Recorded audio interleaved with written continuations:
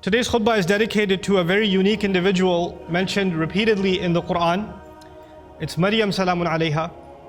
And the reason I decided to give a khutbah on some aspects of her life that Allah highlights in the Quran are actually inspired by a question somebody asked me this week. Somebody came to me this week and said that they've had a very close relationship with Allah since childhood, and that they've made dua to Allah from a very early age, praying tahajjud, even when they were a teenager, and whenever they asked Allah for something, Allah provided. This person actually had a pretty tough life.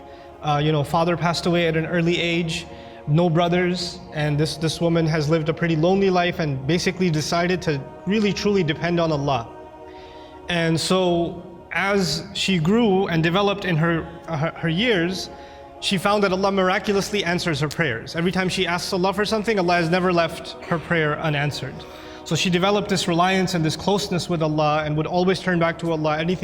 She needs something, she goes and prays 2 rak'ahs and she makes dua to Allah. So a really beautiful connection she had with Allah. But where did the question come from? The question came from a fact that more recently she went through quite a series of very unexpected difficulties in life. And she decided that she's going to increase her ibadah to Allah and increase her du'as because her problems have also increased. So you figure the more your problems increase, the more you're going to ask Allah to help you solve your problem. And so she does that, and she prays like she's never prayed before, fasts like she's never fasted before, begs Allah, cries to Allah, sheds tears before Allah like she's never done before. But the problems keep getting worse. They don't get any better. And she starts thinking to herself, maybe Allah is not happy with me, because before I used to pray and everything used to get answered. I've never had this problem before. Every time I had a need, I turned back to Allah and Allah solved my problem. But now I'm making dua after dua after dua, and I continue to beg Allah, and my problems are not getting solved, they're only getting worse. What could possibly be the reason? And in her mind, the reason was, I must have done something wrong. Allah must no longer be answering my prayers because somehow I've been disqualified.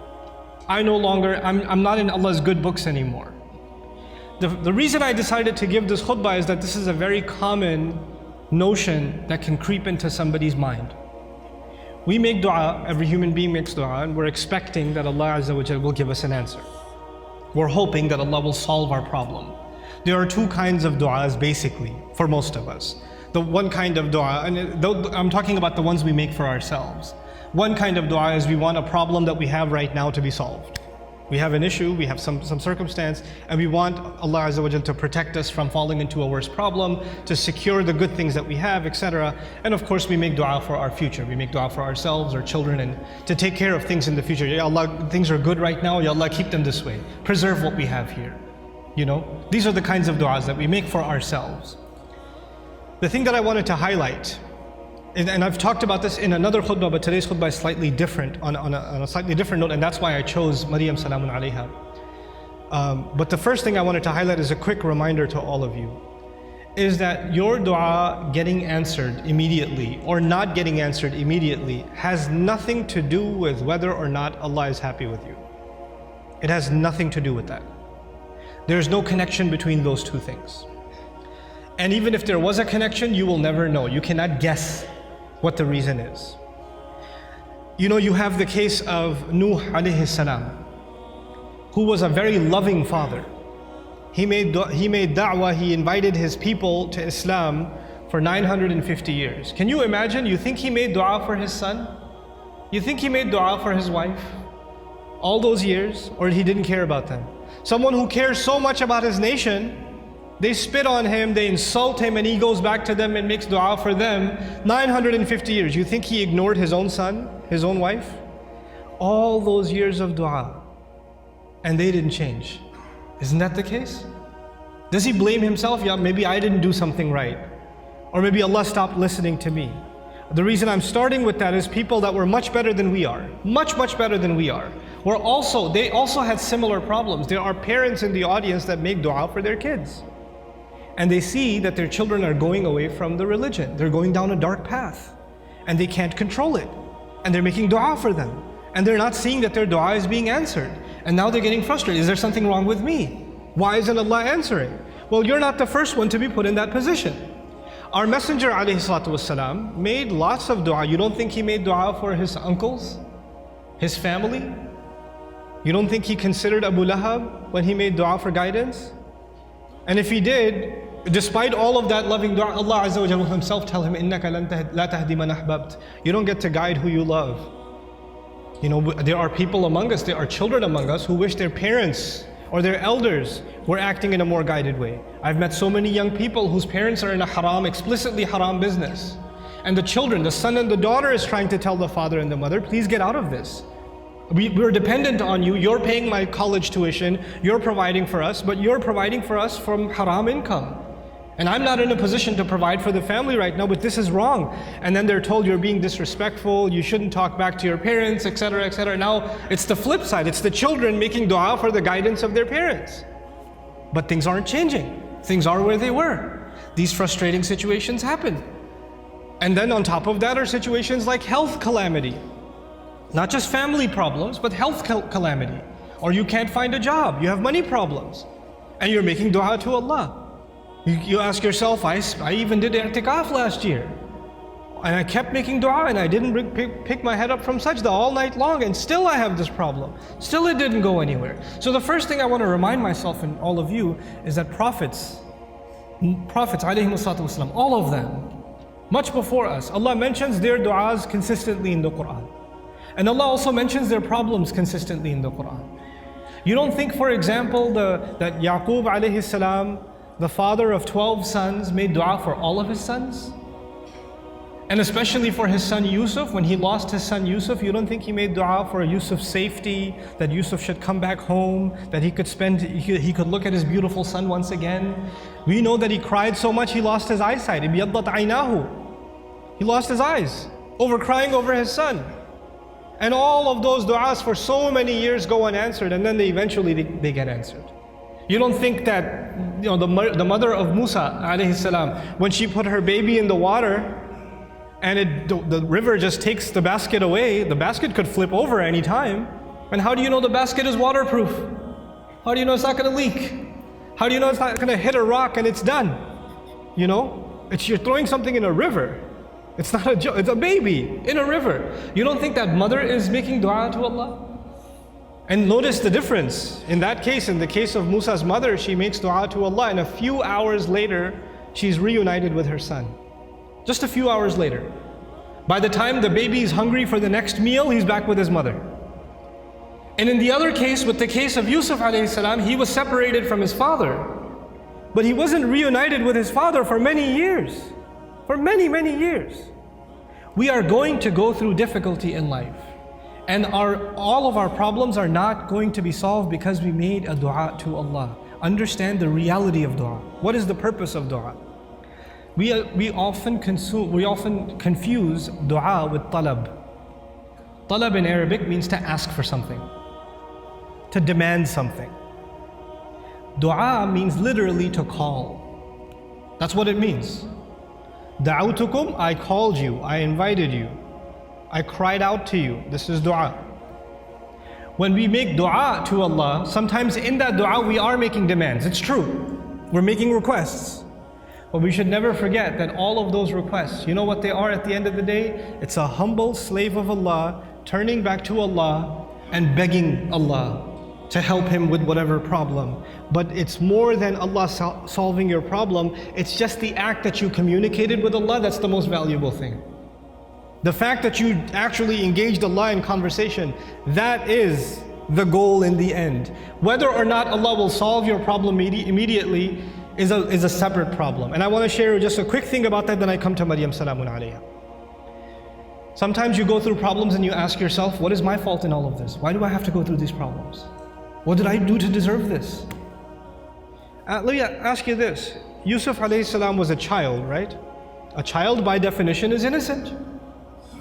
What did a child do to deserve being kidnapped? What has a child ever done to deserve being thrown inside of a well in the middle of the woods? What has a child ever done to deserve being sold as a child slave in a different land? What is that when he grows up as a young man, what did he ever do to deserve being thrown in jail over a false accusation? And he spent many years in jail, not because of something he did. He was innocent. And he spent all those years in jail. He went through situations in life that if anybody else went through those situations, you'd say, life is unfair, man, what are you going to do? Life is unfair, you know? But you know what happens to a believer? They don't just say life is unfair, they say Allah is unfair, ma'adallah. Allah did that to him. Yet Allah says in Surah Yusuf, Wallahu ghalibun ala amrihi. Allah was overlooking everything he did in his decision. Every decision that was made for Yusuf, Allah was dominating that decision, overlooking that decision. How? Sometimes you and I go through difficulty because Allah knows something better is coming. Sometimes that better thing that is coming is for you. Sometimes it's for somebody else. Sometimes it's not for you. Sometimes it's for somebody else. Sometimes the benefit of your difficulty will come back to you. The return will come back to you while you are still alive. Sometimes the return is meant to come back to you after you go back to Allah. What happened with Yusuf alayhi salam? A father was separated from a child. It's a tragedy, isn't it? But imagine if he was never kidnapped, he would never be in the well. If he was never in the well, he would never end up in Egypt. If he was never in Egypt, he would have never grown up there and been thrown into prison. If he was never in prison, he would have never met those two guys he met in prison, whose dream he interpreted. If he never met those two people, one of them who got to live and go back to the king, and when the king saw a dream, a strange dream, he would have never said, wait, I know someone who can help interpret your dream. And if that never happened, and you know what that dream was? 7 good years in the country, and 7 years there's not going to be any crop, any produce, any harvest. People are going to starve to death.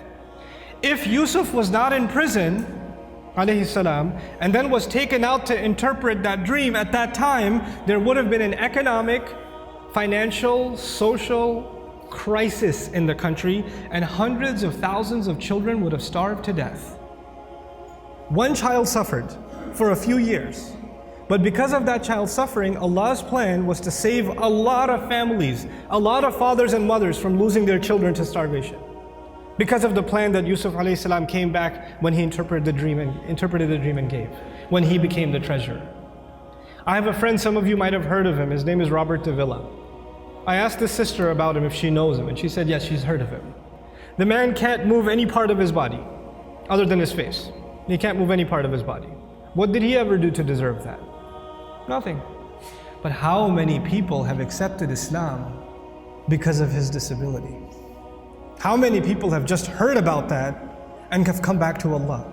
How many people that were ungrateful in life, even though they were Muslim, they were only Muslim by name, and decided to submit their heart back to Allah because that man is sitting in a bed. His suffering, his pain becomes guidance for millions of people. You understand? Sometimes the difficulty you and I go through is actually a small price to pay for a lot of khair, a lot of good that will either come to me now or it will come to me in the akhirah, will come to me after I go back to Allah. So our du'as are not the same as placing an order. Now I get to Maryam salamun alayha, and I really, when she spoke to me, I remembered her, because the thing with Maryam salamun alayha was even when she was young, her birth was strange. It was mentioned in the Quran. Not many people's birth is mentioned in the Quran. And she, the mother was expecting a son, but she had a daughter instead. And Allah says, "Laysa dhakaru kal untha," which has a multiple layers of meaning, but I'll just highlight one of them. This girl is like no other boy. This girl is special. And by the way, please remember those words next time. Any of you, if you're expecting a child, and that you were hoping, and your mother was hoping, and your father was hoping, and your extended cousins were hoping it's going to be a son, then you have a daughter. You remember that Allah didn't highlight the birth of a child like He did the birth of Maryam salamun alayha. It's an honor to have a daughter. It's a gift of Allah to have a daughter. And it's actually the behavior of the mushrikun to be upset that you had a daughter. ظَلَّ وَجْهُهُ مُسْوَدًّا وَهُوَ كَظِيمٌ. His face turns dark and he's depressed. He's swallowing his upset attitude because he had a girl. Girls are a blessing from Allah Azza wa Jalla, an honor. And it's a disrespect not only of the gift of Allah, but of the ayat of the Quran when you're upset that you had a daughter. You should be mindful of that. But that's on a side note. This child is born. She's actually given a special place in what was then the central house of Allah. And Zakaria alayhi salam used to take care of her, and every time he used to come to visit her, to make sure she's doing okay, because she was dedicated living in the house of Allah. كلما دخل عليها زكريا المحراب وجد عندها رزقا. Every time he'd walk in, he'd see fruits, food in front of her. And he'd say, where did you get these fruits? These fruits don't even grow here. And these fruits aren't even from this season. These fruits grow in the winter, these fruits go in the summer. You have them in off season. Where did you get them from? She would respond, قالت هو من عند الله. These come especially from Allah.